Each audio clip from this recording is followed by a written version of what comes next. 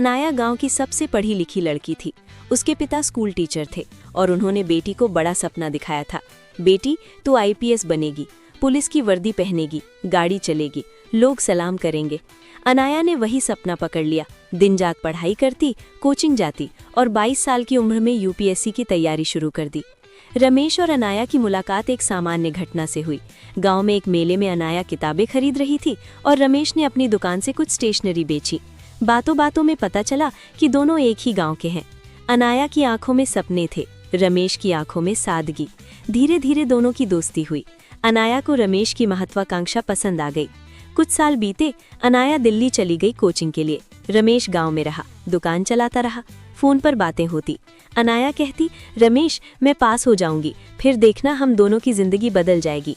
रमेश हंसता, बस तू खुश रहे, यही काफी है। फिर आया वो दिन। अनाया ने यूपीएससी क्लियर किया, आईपीएस बनी। पूरे गांव में जश्न हुआ। लोग कहते, हमारे गांव की बेटी आईपीएस बनी।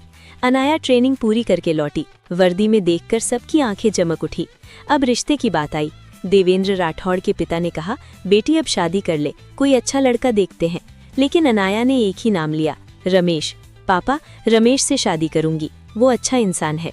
पिता चौंके, बेटी, वो तो झोपड़ी में रहता है, दुकान चलाता है, तू आईपीएस है, तेरी पोस्टिंग कहीं भी हो सकती है, सोच ले। अनाया ने जिद की, पापा, प्यार में ये सब नहीं देखा जाता, रमेश ने कभी मेरा साथ नहीं छोड़ा। शादी हो गई, सादगी से।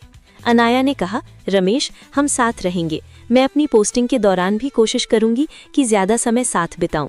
शादी के बाद अनाया की पहली पोस्टिंग पटना में हुई। रमेश भी उसके साथ चला गया, लेकिन शहर की जिंदगी अलग थी।